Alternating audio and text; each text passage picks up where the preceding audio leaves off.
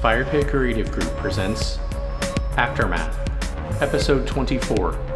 1, 2, 3, 4.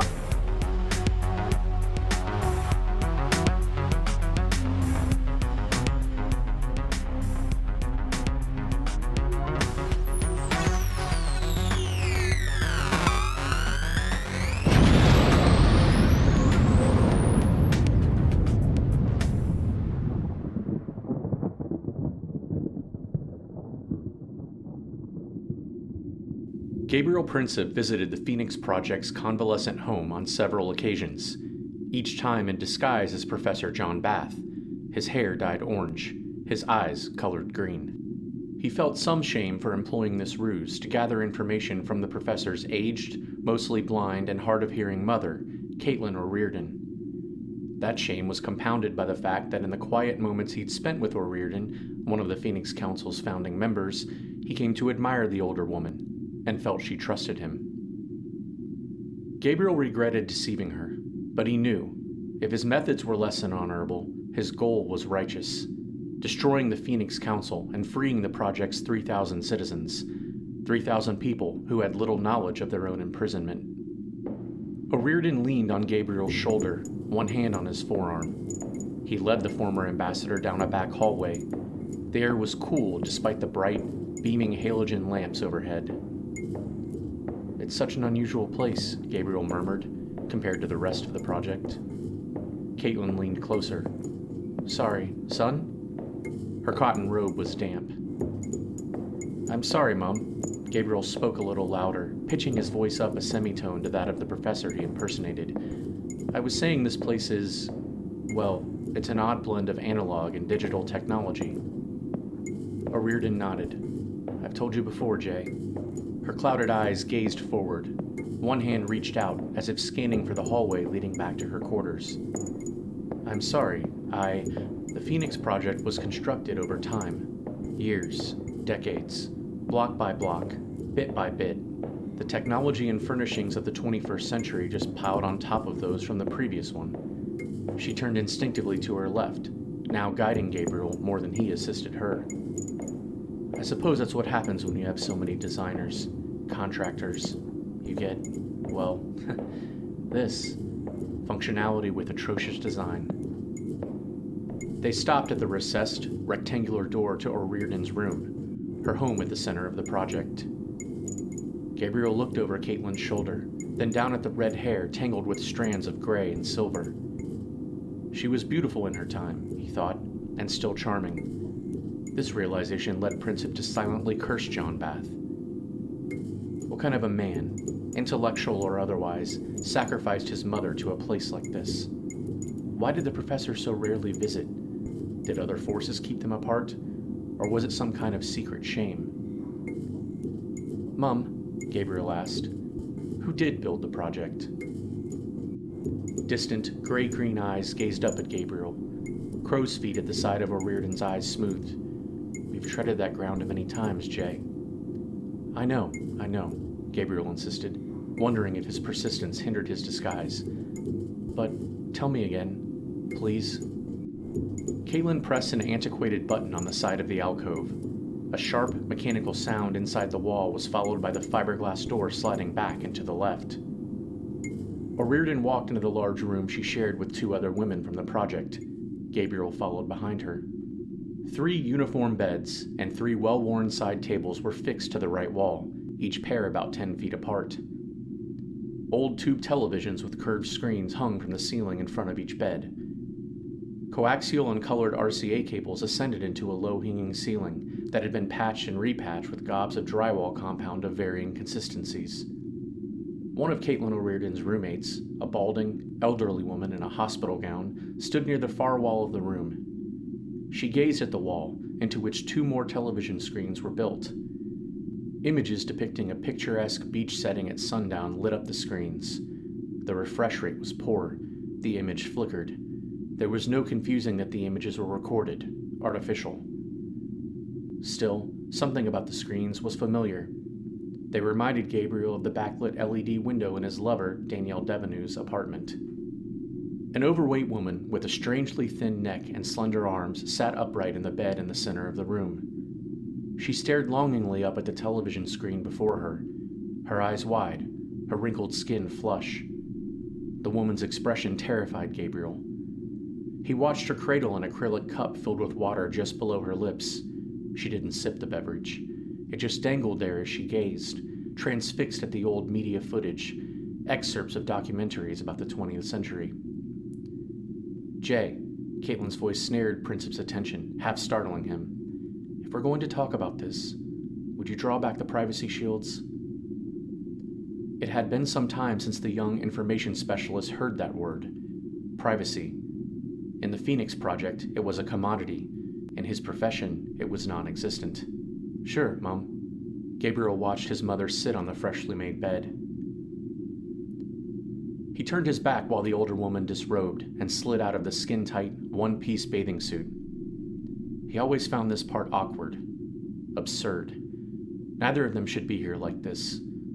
A once brilliant woman past her prime, her decline sped on by painkillers, toxins, and virtual reality routines, all designed to make her pliable, comfortable, then incompetent, irrelevant, and ultimately dead. Alternatively, Gabriel, who had barely known his own parents and was raised in the project by his grandparents, was orphaned young. He was now forced to resort to acts of subterfuge at great risk to himself in the name of liberty. He hoped the deception would be worth it, that it would save lives, spare the lower classes, and destroy the flawed, inhumane central processor. Gabriel pulled long, clunky plastic dividers out of the walls. He pulled another up from the floor. The walls snapped together at the side and overhead, creating a small, makeshift room where Gabriel and Caitlyn could speak privately. There. Gabriel turned to see O'Riordan pulling on a loose-fitting nightgown.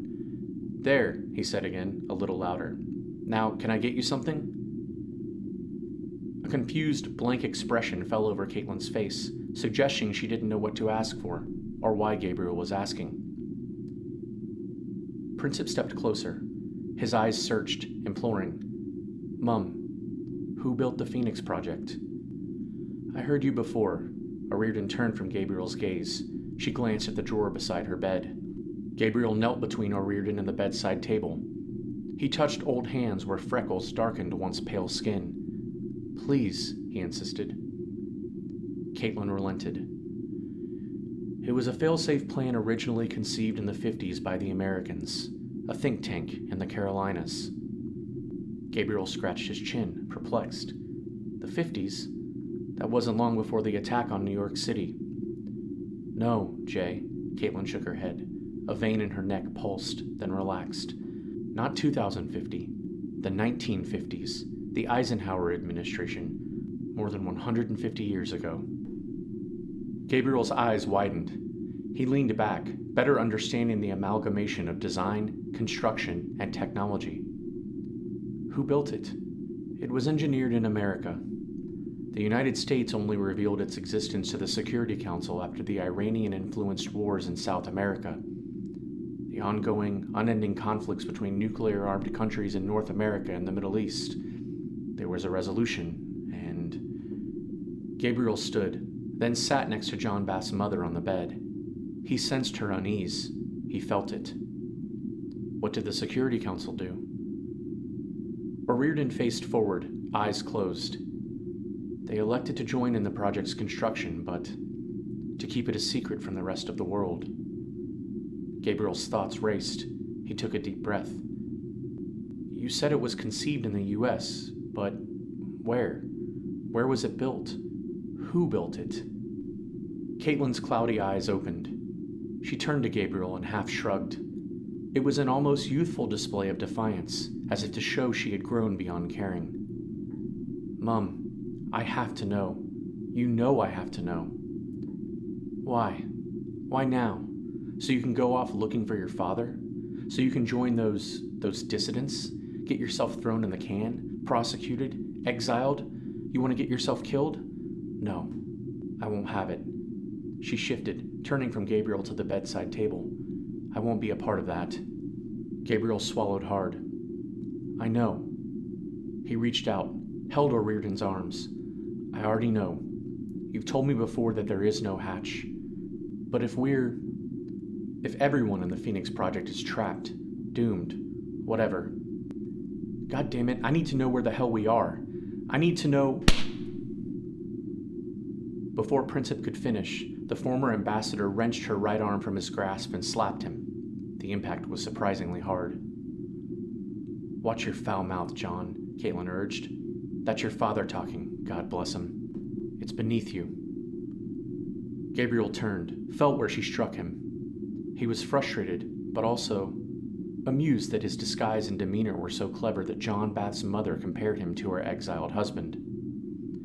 I'm sorry, Mom. It's just, I can't let what's happening out here continue. Supplies are running out. Medicine is being rationed. Unfair decisions. I can't hear you, O'Riordan interrupted. Yes, you can. You always hear. You hear everything. No. Caitlyn shook her head, her whole body. Nervously, she reached for the drawer. In one swift motion, Gabriel kicked the antique wooden table. Pill containers and personal effects shook and rattled inside. You don't need that. I need your memory intact, and that garbage dulls it. Caitlyn shifted away from the young man disguised as her middle-aged son. This is why we never get along. Especially after your father. You think everything, no matter the cost, is about the truth. Sometimes the truth is shades of gray, malleable, painful. That's a political answer, Mum. Well, what did you expect? You say I'm like my father, but what would you do?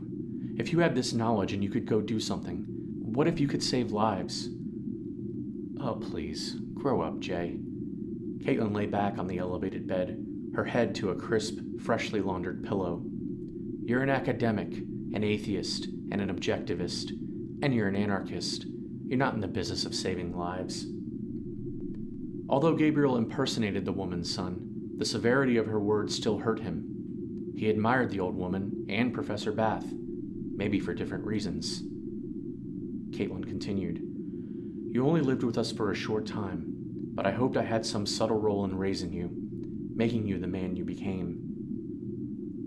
She wavered and took a gasping, forced breath. But I can see now that Dean Rand has had more influence than I ever... Stop. Gabriel stood. He turned for the sliding portal in the makeshift wall. Maybe his persistence, his investigation, was doing more harm than good. I'm sorry, Mum. I'm sorry. I'll go. In that moment, in some strange, unexpected way, Gabriel Princip felt he was channeling his own mother, a woman he loved but never really knew. He wondered if after the several encounters he spent in disguise, getting acquainted with Jon Bath's mother, earning her trust, manipulating her, had he taken the place of her son? Had she taken the place of his mother? Jay, O'Riordan spoke behind him. Please, wait.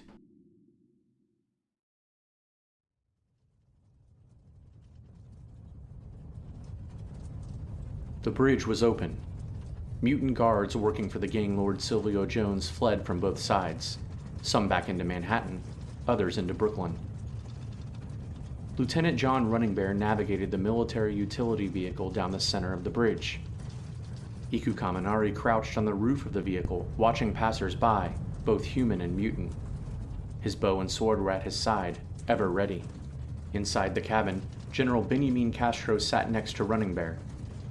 Castro peered out the passenger's side window, watching the turned-down heads and sad faces of those on the side of the road. He reflected on his recent encounters with the mutants. First, La Signa Belle, then Santa Muerte. Both had supernatural powers, but they served different purposes, different masters. How was he going to explain such things to Cutty and Bath? What would Devenu, Ganaya, and Chang believe? So, what's it like? Lieutenant Running Bear's deep voice broke Castro's train of thought. What? This Phoenix Project. Running Bear gazed straight ahead. The underground. Oh. I don't really know much other than what I've read and what I'm told. What do you mean? They don't let me out of the laboratory much. Actually, it's more a garage. Not that it would matter. Underground, I'm mostly paralyzed. Running Bear looked over. But you're not... No. And the more time I spend in the simulacrum, on the surface, my spine, my pelvis, I have more feeling in both. More mobility. Running Bear's eyes narrowed. The vehicle crawled. Castro saw the off-ramp down to Park Row up ahead. Pillars of blue-gray smoke rose between Park Place Tower and the other buildings along Spruce Street. The coffee's bad, Castro said. Huh? Running Bear maneuvered the wheel. The coffee in the Phoenix Project. It's awful. Like it's made by someone who doesn't know how coffee should taste. Running Bear grinned. That's one thing we had plenty of up in the mountains. Coffee, tea, tobacco. I gave up smoking after Bolivia, Castro said, remembering his many bad habits that drove a wedge between him and his daughter.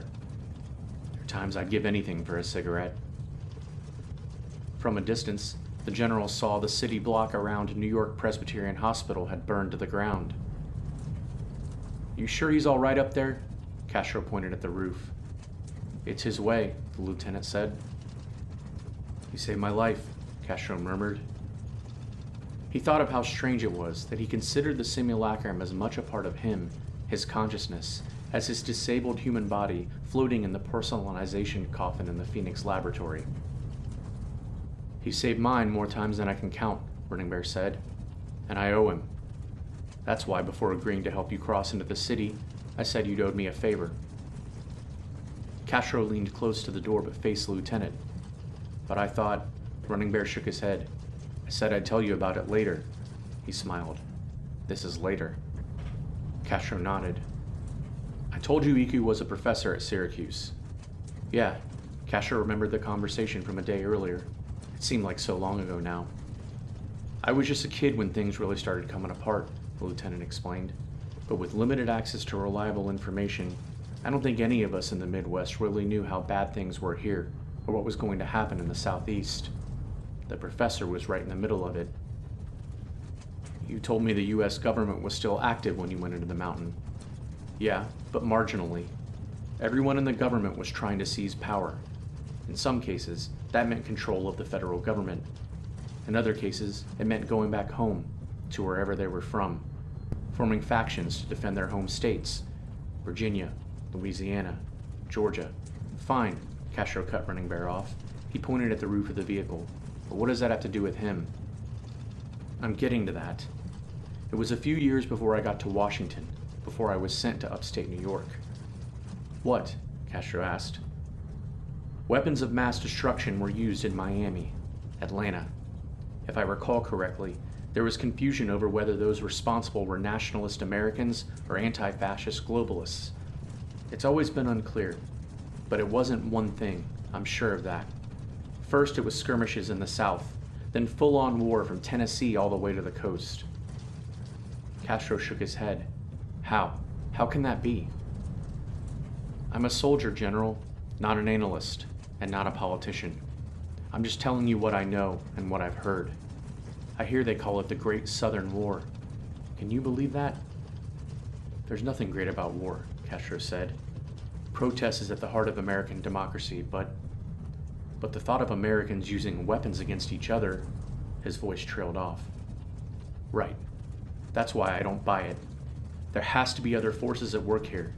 Maybe the Russians, the Syrians, or that Nightshade terrorist cell. Castro remembered what the monster Santa Muerte said. She had followed his career closely, followed his exploration of the surface since he, Major McGillicuddy, and Dr. Bath had emerged on Liberty Island.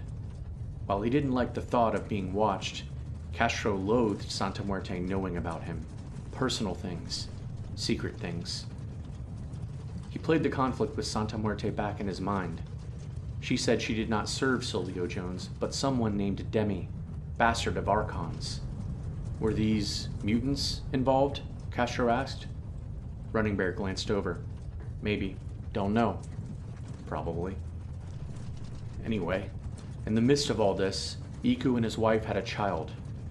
Not long after, fearing more attacks on New York, Washington, the eastern seaboard, the professor sent his wife and daughter west. It's safer there? Castro asked. Running Bear nodded. From what we're told, the mutants have been unable to gain a foothold west of the Great Lakes, and the southern factions haven't followed the exodus that direction. Castro contemplated the breakdown in worldwide, national, and state leadership, the loss of communications and other infrastructure that could lead to dominant ethnic and regional enclaves and communities to abandon their homes. Esther, the old woman in the Brooklyn tent city, knew little about world affairs and the conflict in and around the 5 boroughs. Lieutenant Running Bear and Iku's experience filled in some of the gaps, but the general was beginning to long to speak candidly with someone who could provide context to link their narratives. Maybe, Castro hoped, he would find that in Manhattan. Or maybe such a thing didn't exist. After Iku's family departed, Running Bear continued, the professor and some of his colleagues partnered together, abandoned everything, and went into a bomb shelter underground. Running Bear slowed the vehicle. General Castro pointed to the right, beyond a column of hairless mutants with squat, muscular legs that somehow supported their oversized torsos. As they passed, Castro saw that one had a crooked arm growing out of its back. "I had friends in the Lazarus facility," Running Bear said. "I had a life right up to the end." Anyway, he glanced over at the general, a serious look cast in stony features. 10 years in that hole in the ground, and Iku watched one of his friends die from cancer. The other went mad. "I'm not sure which came first, you see?" Running Bear brought the vehicle to a smooth halt. He looked at General Castro, as if to insist the seasoned soldier and diplomat's experience in the Phoenix Project was incomparable to the agony Kaminari felt losing his family and friends. Castro nodded. "Yeah," Running Bear shuddered. "He doesn't say much about it, but can you imagine what it was like at the end? Just photographs, memories of your family, not knowing if you were going to open up the shelter and find the world was bathed in radiation." "Yes, I can imagine." Running Bear gave the vehicle some gas. He pulled over to a clearing near the shoulder of the road. "Here." He let the engine idle and banged on the roof. Off to his right, Castro watched the cloaked Iku Kaminari leap from the top of the truck. "I want to show you something." Running Bear leaned forward slightly. He tapped on the digital radio console between them and dialed in a station. For a moment, Castro heard what he thought was an old number station, a shortwave radio station transmitting formatted numbers, sending coded messages to intelligence officers operating in foreign countries. Then, a keen, almost youthful voice came in clearly. "Broadcasting live from downtown Boston, somewhere east of Eden in the land of Nod. Sending hope to anyone, everyone still out there. This is your ever-faithful host, the orphan in the mire, Enoch, transmitting on BGKSZ-FM. Castro stared at the speakers in the dashboard. He looked up at Iku Kaminari's blank expression, hovering on the other side of his window. The general's eyes widened.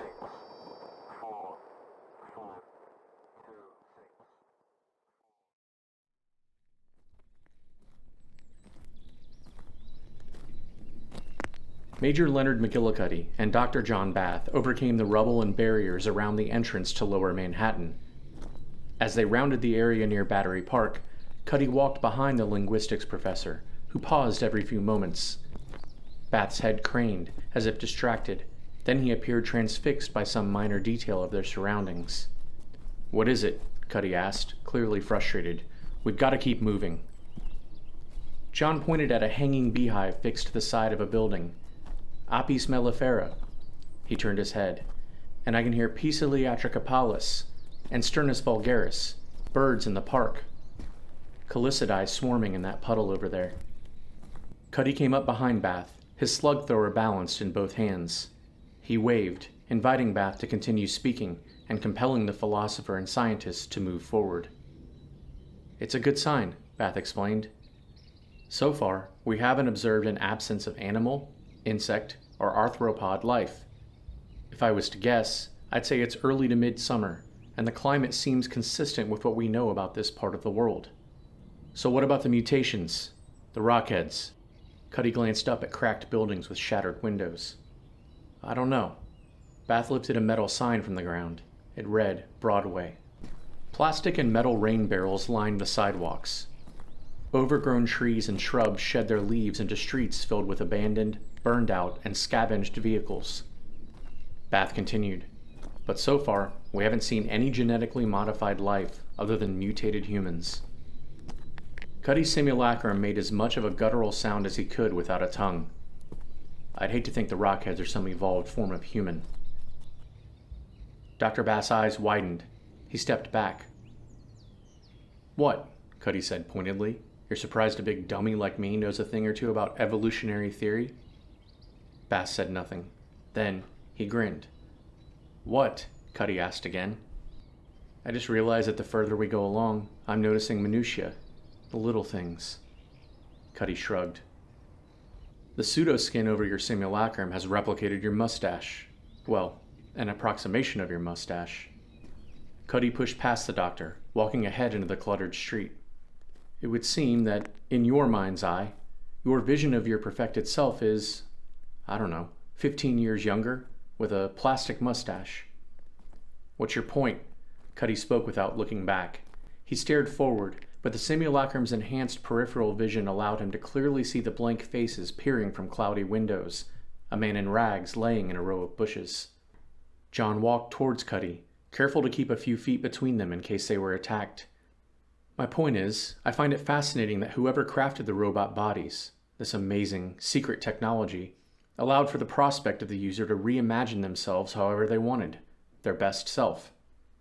Yeah, Cutty shot back. Well, for what it's worth, you don't look so impressive. Your hair is a shade brighter, but I'm a scientist, Major, a realist, don't you see? This is how you see yourself, what you want to see, maybe from a better time in your life. Maybe, I appreciate the ad hoc psychoanalysis, Doc, but we've got to focus if we're going to rendezvous with the General. Yeah, you're right, of course. They continued down the center of the street, dragging their feet through dust, dirt, and debris. Flecks of concrete and metal littered the gutters. Jon looked down at Cutty's ankles, where the Major's coveralls were shredded. His pseudoskin was exposed. The gray-green fluid that seeped from his simulacrum was gone, presumably back into Cutty's body. Perhaps, Bath thought, the nanomachines traveling throughout that fluid were swiftly repairing Cutty's simulacrum, optimizing the Major, preparing him to withstand further conflicts. Or was it something else? You know, Cutty swept the air with the old shotgun. Maybe these robots were designed to allow us to appear like anyone we wanted. What do you mean? I'm surprised in your infinite wisdom you haven't even considered it. We don't know who or what country created the lab on Liberty Island. We don't know who left these bodies for us to port our minds into. But what if it was some enemy of the United States? They had plenty in the latter half of the 21st century, right? What if this technology was built by spies who looked different but wanted to be able to hide in plain sight? Bath was taken aback, surprised at the implication. You mean American enemies from Russia, Asia, the Middle East? Probably. Cutty paused a moment. He gazed up ahead at a row of destroyed storefronts, tall buildings with caved rooftops, more rubbish obstructing their path. But at the time our parents went underground, the United States enjoyed a period of peace with the Russians. They were on the verge of an alliance against China and Iran. Jon's thoughts fled to their colleagues, Donna Chang and Miral Ganaya. The engineer and physician were critical in operating the technology that resurrected General Benjamin Castro from cryogenic freeze. They were equally invested in Castro, Cutty, and Bath's work to explore the surface and determine if it was habitable. Jon approached his companion slowly, turning so he could see the Major's deep brown eyes. Cutty, why are you just now saying this? Why are you... You brought it up, Cutty nodded, then turned Bath's attention to the monstrous plume of gray and black smoke billowing between buildings between them and Wall Street. Look. What the hell is that? Jon heard metal crumbling, smoldering. Cutty inched forward. Castro said something about a spinning aircraft pursued by a drone. Come on, Cutty commanded. He tore off towards the smoke. Bath followed, chasing the Major. They passed a broken-down Korean restaurant, emaciated bodies huddled together in an iron and cement alcove. Cutty darted between buildings. When they emerged on Wall Street, a block from the site of the crash, Jon hesitated. At first, he thought Cutty was leading them away from the destruction, away from swarming scavengers and mutants piling on top of each other, plunging into flames and fumes. Then, Cutty lurched forward, gripping the shotgun tightly. "What are you doing?" Bath stopped where he was. "We have to help them," Cutty said back. "Major," Bath called out, then softened his voice. "Cutty, you said it yourself. We've got to focus if we're going to meet up with the General. We can't go off on every well-intentioned misadventure." McGillicuddy looked over his shoulder. Bath saw the chilling scowl when they first met. Jon insisted the law enforcement officer was a self-serving bully. Cutty called the professor a coward. Neither had much time to reflect on this as they heard the sound of gunfire nearby. "Where's it coming from?" Bath held his satchel of cans and equipment near to him. Up above, Cutty pointed to the skyscrapers looming overhead. "Scatter." Bath hustled to the sidewalk on his left. He knelt low with his back to a building, while watching survivors at the end of the street scramble into the crater of another fallen one. Bath watched as a mutant was shot through the throat. The man collapsed like an animal, abnormally long arms extended. Fingers crawled, scratched at the pavement. "They're not shooting at us," Bath called to Cutty across the street. The Major leaned on one knee behind a busted automobile. "Fish in a barrel." Cutty nodded towards the smoldering building and drone wreckage debris. Jon spied a woman in the scattering crowd, her semi-nude body painted in deep blue and white grease paint. Her appearance was unusual, but she didn't seem underfed or mutated. In that fleeting moment, Bath thought there was something almost sublime about her auburn hair and round features. "Bath!" Cutty's voice pulled him from his reverie. "Back! Fall back!" Bath turned back to the woman as a slug ripped through the air, catching her between the shoulder blades. Crimson mist spattered. The woman collapsed. Disturbed, Jon moved a few inches back, trying to collect himself. He felt Cutty's hand at his elbow. "Keep running," Cutty ordered. "Gotta find another way to City Hall." Bath did as he was instructed. There was no doubt the Major was a better fighter and tactician, but Cutty was also impulsive, prone to seek action. As they hurried away from what had once been a global center of commerce and trade, Jon's mind flooded with questions. Confusion over why those in the tower shot the mutants and scavengers below. What was to be gained? Bath wondered about the factions of the Rockheads they encountered, and the Morlocks they had yet to engage. His thoughts were interrupted by the image of the unclothed, painted woman dispatched by unseen killers. She didn't look like a mutant. What threat was she? In that moment, as they retreated, Bath would have done anything to be under the surface, safe and sound, in the Phoenix Project.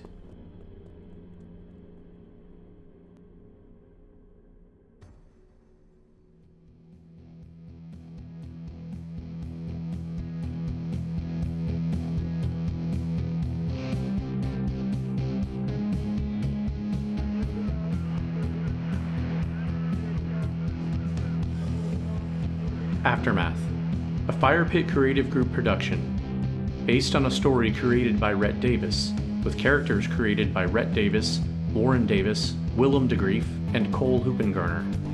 Written by Warren Davis, with contributions from Cole Hoopingarner and Willem de Greef. Narrated and produced by Cole Hoopingarner.